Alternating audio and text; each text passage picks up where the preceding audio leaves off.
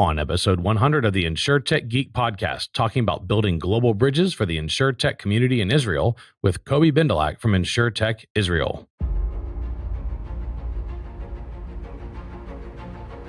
The InsurTech Geek podcast, powered by JB Knowledge, is all about technology that's transforming and disrupting the insurance world. We'll be interviewing guests and doing deep dives into technology that we see changing the industry. We're taking you on a journey through insurance tech, so enjoy the ride and geek out. Rob Galbraith, how are you doing? Good to see you on the show. Hey, James, it's great to be with you. I'm super excited for today's episode, our guest, our 100th episode. And it just so happens the day we're recording is my son's 18th birthday. It's hard to believe. So he's a man now.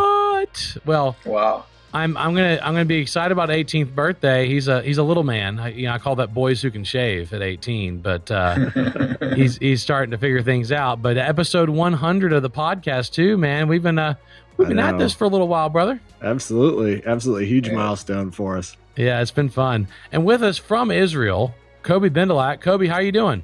I'm fine. Great to be here. Thank you for having me on your 100th episode. It's a present. It turns out when you do something long enough, the numbers add up. Just sheer force of will and persistence, as are most things in business. And you know that as a multi-decade business owner, Kobi, it's sometimes it's just being too stubborn to quit. Yes. Yes, you're right. And so we're glad to have you on.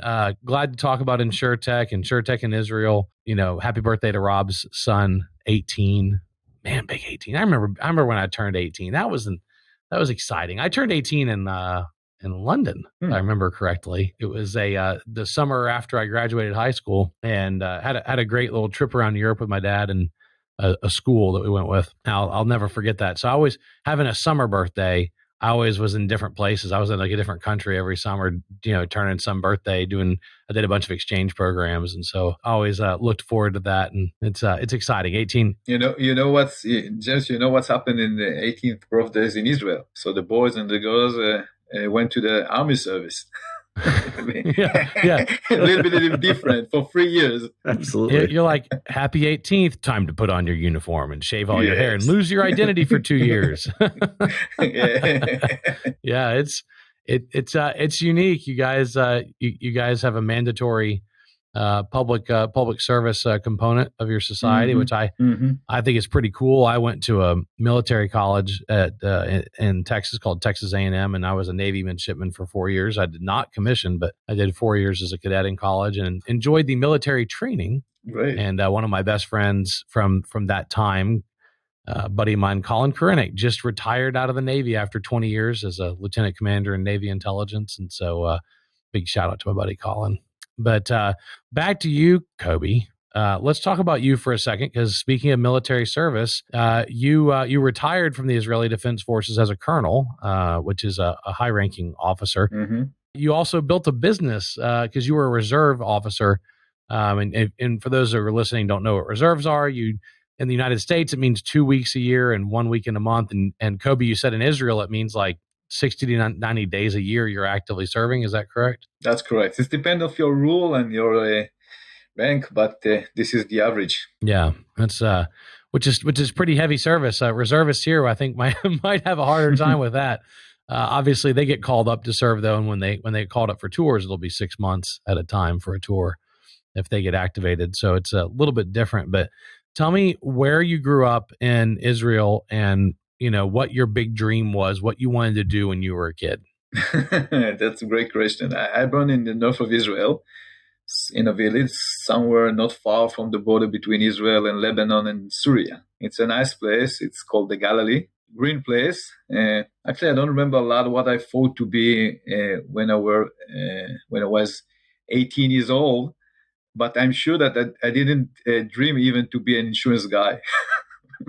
This was not on my. Oh, you weren't. You mean you weren't sitting around at 16 and planning on like how you were going to write quotes and bind policies and go.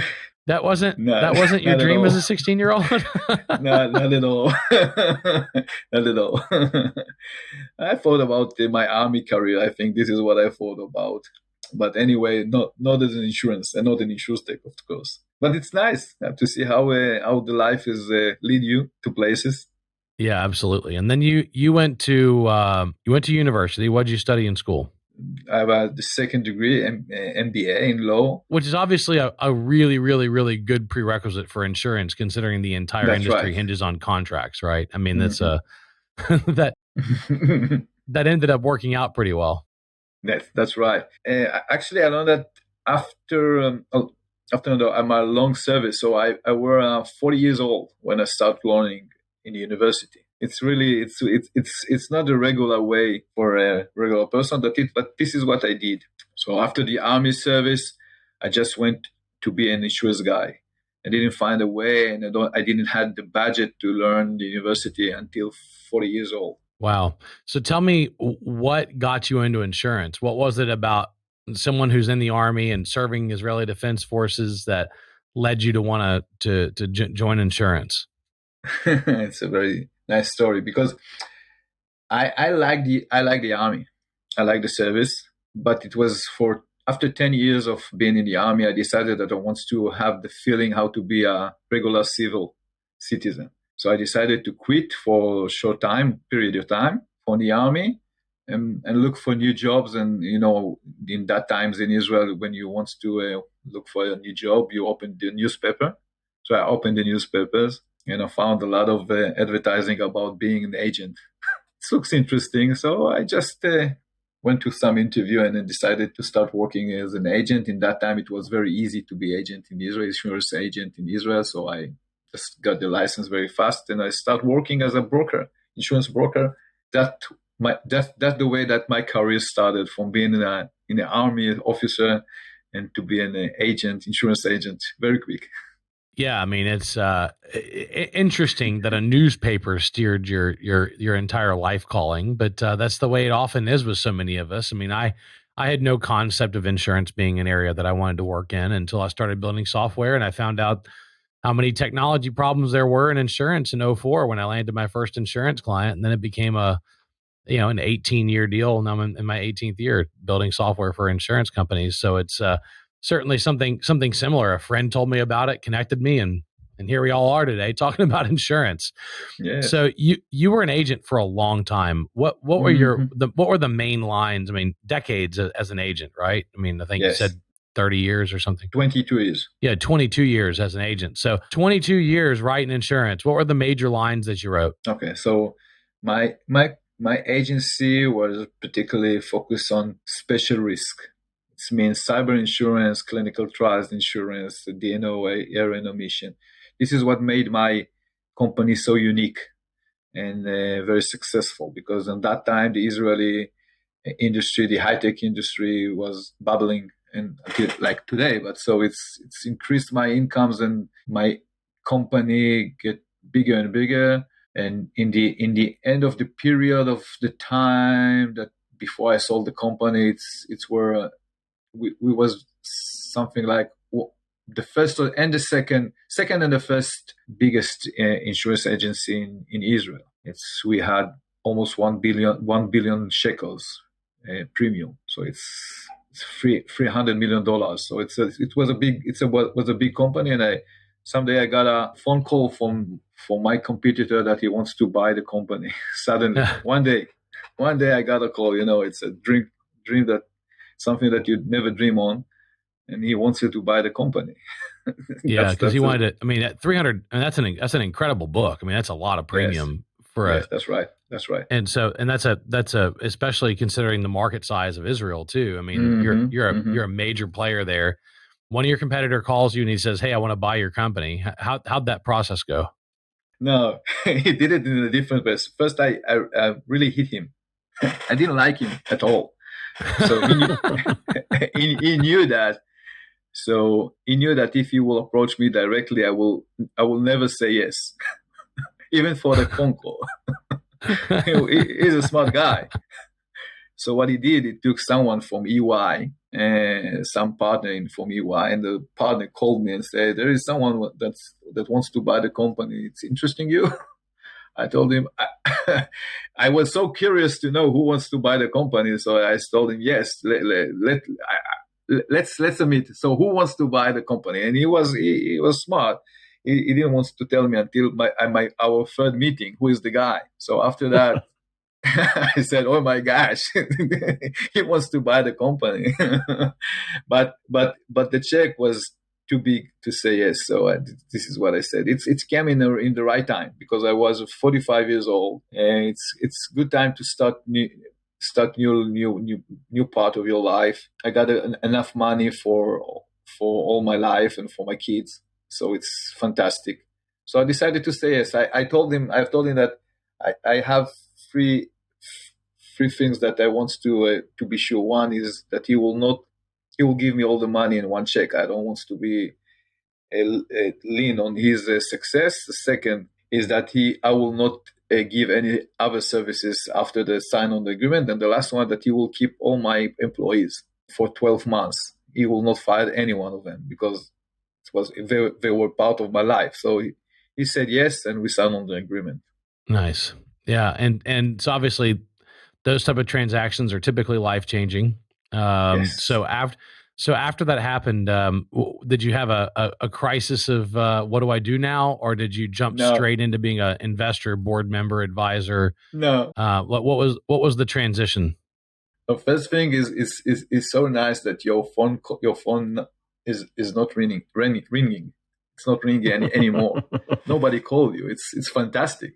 It's quality of time. But so I tried to make all my dreams came through. So I went to the Himalaya, to the Everest, to the Maldives, all the Africa, all these great places. Took my kids, to my wife, have a fun. But after 5 months, I realized that it's too boring and not to be in charge of something. So I decided to open my heart to new adventures. And I knew that something will happen. So after a while, I got an email written in the subject, InsureTech Meetup. I was an agent. I didn't know what is Meetup. you're like, is that when you meet? Is that when you meet up at someone's office and sell them insurance? Yes, yeah, really. I didn't know, but I was so boring. So I went there, and it was amazing because I met a very nice startups pitching about my previous industry, how they are going to change it, how they're going to disrupt it. And I said, wow, this is interesting. This is my new adventure. So I decided to open InsurTech Israel. This is how it's happened. It's suddenly somewhere, it's like most of my great things that happened to me all my life. Nothing is planned. Yeah.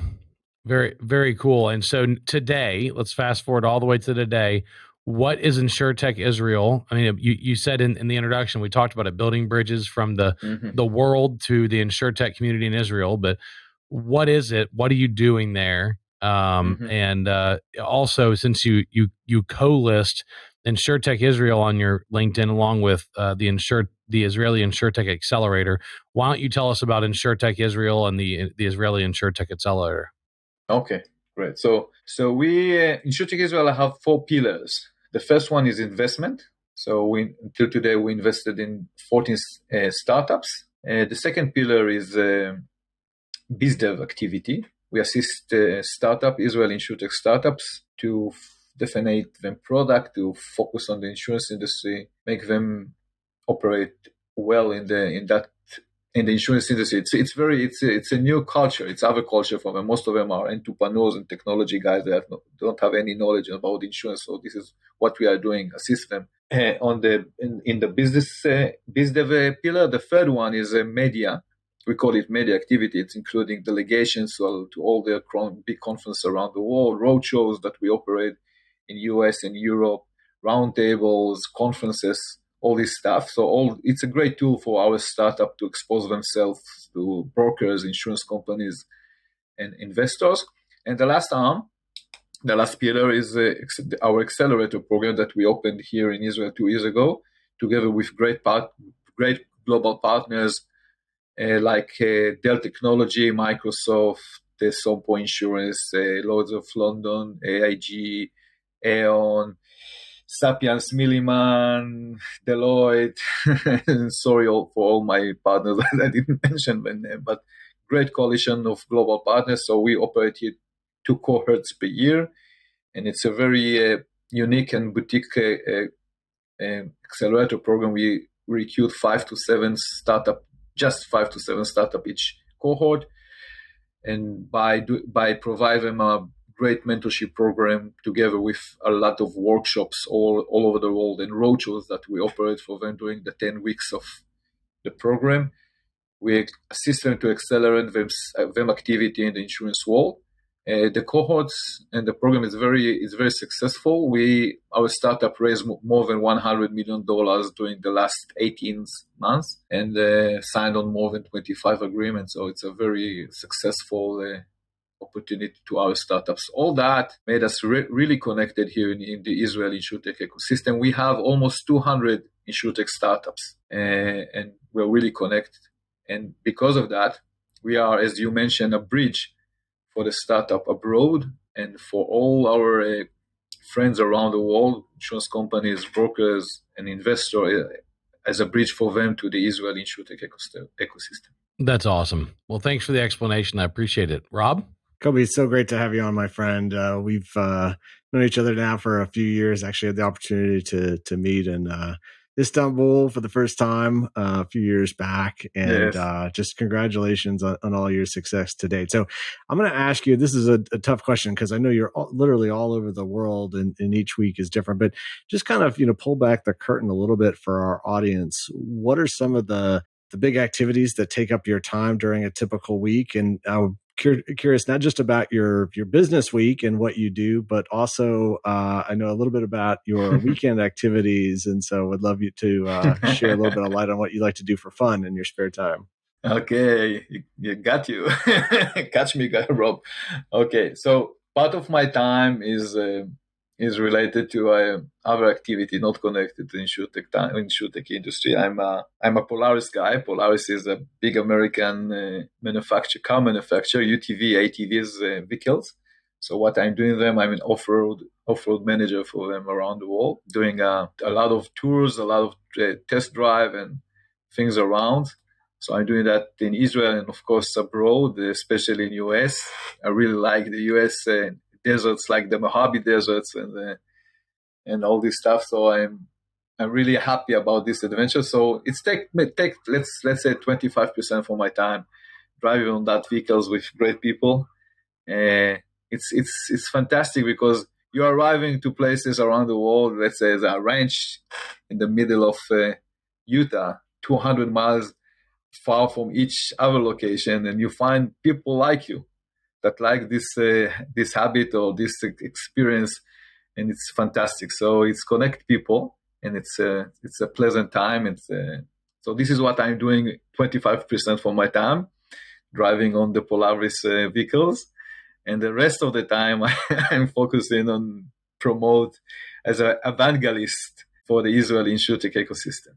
That's great. So look, I'm not sure how you've squirreled away that much time to go around and tour deserts, but it sounds amazing. And it sounds like something I would really enjoy doing. So good on you for figuring out how to run that, because it sounds really exciting. I too really enjoy the American West and the deserts that we have. I've been to some desert territories down in South America and in northern Argentina and southern Bolivia, and they're pretty amazing down there too. And salt flats. There's a lot of really cool places to go see in the world. And when you got outdoor activities, it's a lot of fun can be had there. What do you? Let's just jump in on InsurTech Israel and the community of companies that are there. Of all the things you're looking at, of all the things you're investing in, you don't have to specify individual companies. Maybe we just keep it at the topic level, but what major investment thesis or what major change in insurance are you most excited about? Is it automation for agents? Is it streamlined underwriting? Is it parametric insurance? Walk me through what's really geeking you out that you're excited about, that you're seeing on a regular basis or you're seeing come through your pipeline there at InsurTech Israel. This is the first time that someone asked me that question without asking me to promote or say something about one of my startups, because it's very complicated for me, because all of them are like my kids. So I can't say some names I don't want to make misunderstanding or unpleasant time. So thank you for asking this question. That question is in other way. I think what really make us very interesting is the AI that they develop here, coming from the intelligent unit. It's a great tool for the insurance industry. It's not just AI with data. It's something it's very big because it's taking the InsurTech to the next generation, next level. I think until the last year, the InsurTech we can say that the InsurTech industry was InsurTech 1.0 generation. So probably most of the technology was focusing on digitize the insurance industry, index the data and digitize the insurance industry. And now you can see a lot of technology coming to the InsurTech and the insurance areas that take the data, take the information and make the insurance even be better. And that's very wide because it's related to underwriting, it's related to services, it's related to claims, it's related to a lot of great things. So I think what's the most exciting is all the technology that coming from the army, the Israeli army and intelligence unit that implement in civil technologies, solve big problem and changing the insurance world. So in the coming years, you will see a lot of good things that coming from that. Yeah, the United States is no stranger to defense commercialization. That's right. The Department of Defense and our space program has certainly been a major incubator for new ideas and new case studies, and there's been hundreds of critical technologies that have commercialized out of our military and our space program, and so certainly we're no stranger to that. And it's I agree with you. And the last 3 or 4 weeks have been big weeks for AI as the general population has started to use generative text tools and generative design and generative image tools like ChatGPT and some of the imaging tools that allow you to upload photos and really generate any image of anything that you want, which is scary for professional graphic designers when someone can just go in and upload a photo and say, give me 5 pictures or something like this. But there's a lot of really good applications that we're seeing leveraged in InsurTech, and it sounds like you are as well. Rob, what you got? So, Kobi, we've had several entrepreneurs from Israel on past episodes of the InsurTech Geek podcast, and I think the word has certainly gotten out there in terms of just the unique mix of culture, the technical skills from the service and the IDF, et cetera. But just from your perspective, what would you say to anyone that may not be familiar with the Israeli InsurTech ecosystem? What makes you guys so special, and why should folks look to Israeli entrepreneurs for solutions to any challenges they may be facing? So first, it's what makes Israel so startup nation and so popular in the InsurTech scene. It's based on some basic infrastructure. So first, we have a great education and great infrastructure to be entrepreneur. It's easier to be entrepreneur in Israel than the other places around the world. Maybe you can just take out US. It's very easy. It's not very easy, but it's easier. There is a lot of money here. There's a lot of global technology company here. There is the army, of course, and universities and the support from the government. So it's easier to be entrepreneur. Based on that, it's a culture. There is a joke that's saying that the Jewish mom in the previous time wanted her son or daughter will be a lawyer or doctor. Now she wants that her son or daughter will be an entrepreneur. So it's a culture, it's a culture. The third issue is that we are living in a very tough neighborhood. We need to be independent. We need to be entrepreneurship. So it's kind of living here in Israel. So this is from the area, from the area around. For the InsurTechs, I think there is a 2 reasons that we are so successful. First, I think that InsurTech is not technology. It's not just technology. Actually, it's more brings solution for big problems and then implement technology to solve it. And we are really good with that, the Israelis. The second thing is that we have a great success story, and success story attract the entrepreneurs. They want to be a success story themselves. We have Lemonade, and we have Next Insurance, and we have Hippo, and we have Ernix, and we have Sapiens, and we have many more great companies and a very successful one. And not a lot of people know that all these names came from Israel, from our ecosystem. So it attracts entrepreneur to join and to bring great entrepreneurs to join the ecosystem and grow it. So I think this is the reason that Tel Aviv is one of the InsurTech capital of the world. Yeah, absolutely. And I think definitely people forget how many companies come from Israel. And whenever I meet Israelis, I start recounting all the Israeli companies I've had on my podcasts over the years and all the innovation that's occurred. And they're always pleasantly surprised that I'm actually aware of the commercialization efforts there and what goes on. So I think that's good to remember. On that note, I'm going to close out with this question because you ran a profitable business in your agency, correct? Mm-hmm. And you sold your profitable company because it generated this thing called cash. In your case, it was cash shekels. In our case, it's cash dollars. At what point do InsurTech companies have to start generating a profit and proving they can be sustainable economically? From the beginning, from day one. Okay. From day one. Then why isn't that happening, right? Because you have a lot of InsurTech companies that even at large scale, and you mentioned one, Lemonade, that are still losing vast sums of money. At what point do they have to prove they can be profitable? But they could. The reason that because they could raise money. It was easy, so they raise money. Mm-hmm. They're smart people. It's better to have the money in them bank account. I mean, the company, the startup bank account, not the private people. Yeah.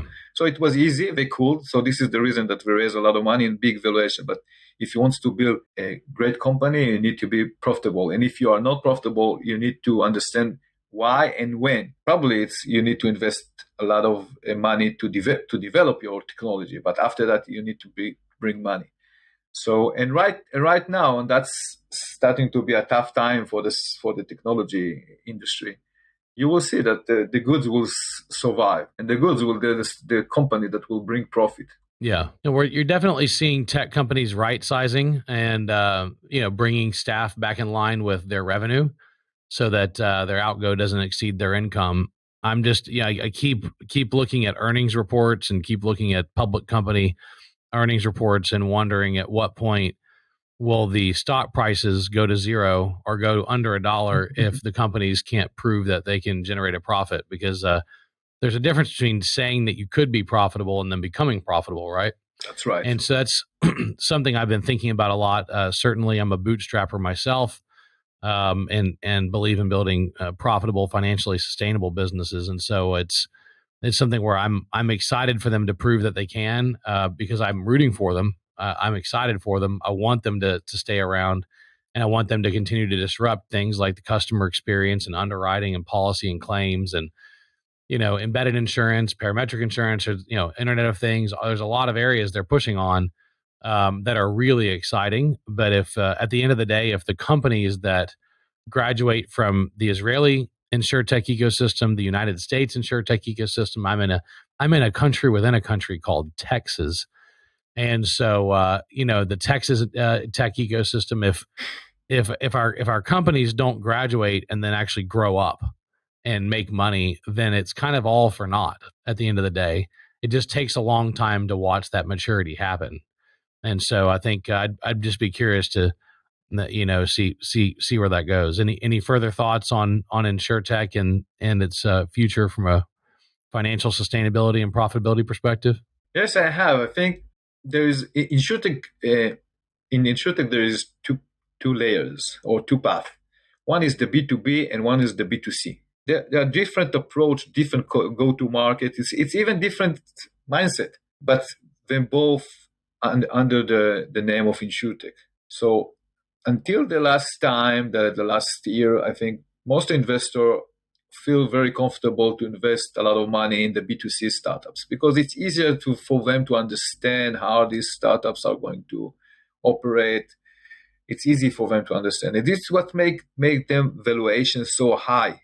It was embarrassing even to see that because it was easy to the investor, but we didn't see the B2B startups. And I always say that if you want to invest good money in good company and get good returns, invest in the B2B startup. It's a long scale for bring money, and the sales processes are very long, but in the end, they will have a big opportunity to sell. The insurance market is huge. So if you are successful startups or B2B InsurTech startups, you will be profitable faster, and you will be worth a lot of money. And now I see the changes that's happening.